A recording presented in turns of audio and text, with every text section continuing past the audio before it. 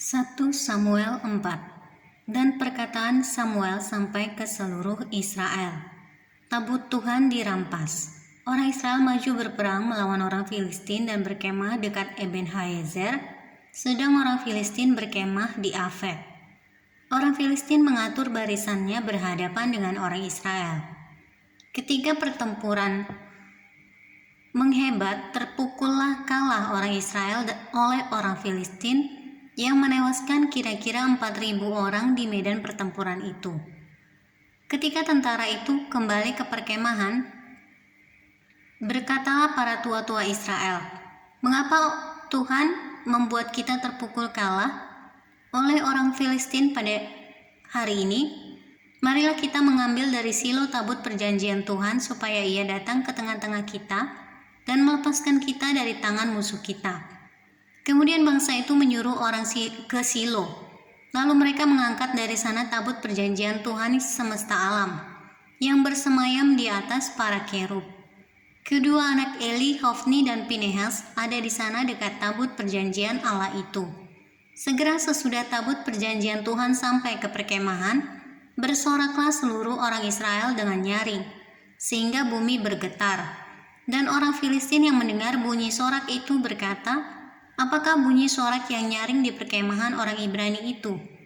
Ketika diketahui mereka bahwa tabut Tuhan telah sampai ke perkemahan itu, ketakutanlah orang Filistin sebab kata mereka, Allah mereka telah datang ke perkemahan itu. Dan mereka berkata, "Celakalah kita sebab seperti itu belum pernah terjadi dahulu. Celakalah kita, siapakah yang menolong kita dari tangan Allah yang maha dahsyat ini? Inilah juga Allah yang telah menghajar orang Mesir dengan berbagai-bagai tulah di padang gurun.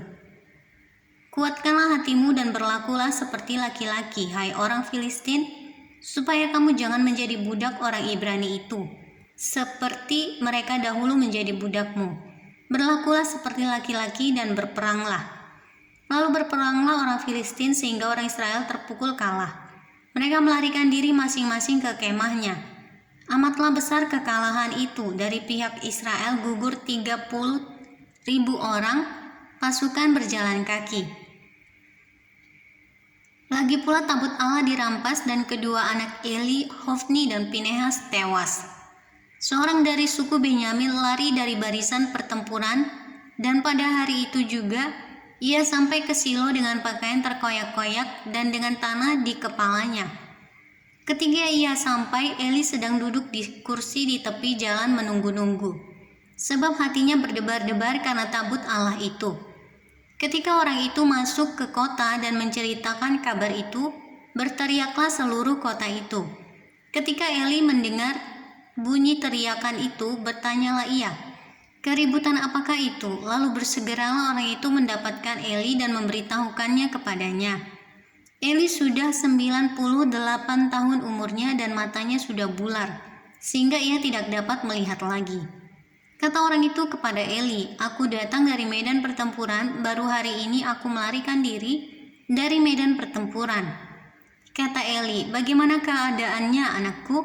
Jawab pembawa kabar itu, "Orang Israel melarikan diri dari hadapan orang Filistin. Kekalahan yang besar telah diderita oleh rakyat. Lagi pula kedua anakmu Hofni dan Pinehas telah tewas, dan tabut Allah sudah dirampas." Ketika disebutnya tabut Allah itu, jatuhlah Eli telentang dari kursi di sebelah pintu gerbang. Batang lehernya patah dan ia mati. Sebab telah tua dan gemuk orangnya, 40 tahun lamanya ia memerintah sebagai hakim atas orang Israel. Adapun menantunya perempuan, istri Pinehas, sudah hamil tua. Ketika didengarnya kabar itu bahwa tabut Allah telah dirampas dan mertuanya laki-laki serta suaminya telah mati, duduklah ia berlutut lalu bersalin sebab ia kedatangan sakit beranak. Ketika ia hampir mati, berkatalah perempuan-perempuan yang berdiri di dekatnya, "Janganlah takut sebab engkau telah melahirkan seorang anak laki-laki." Tetapi ia tidak menjawab dan tidak memperhatikannya. Ia menamai anak itu Ikabod, katanya telah lenyap kemudian dari Israel, karena tabut Allah sudah dirampas dan karena mertuanya dan suaminya. Katanya telah lenyap kemuliaan dari Israel sebab tabut Allah telah dirampas.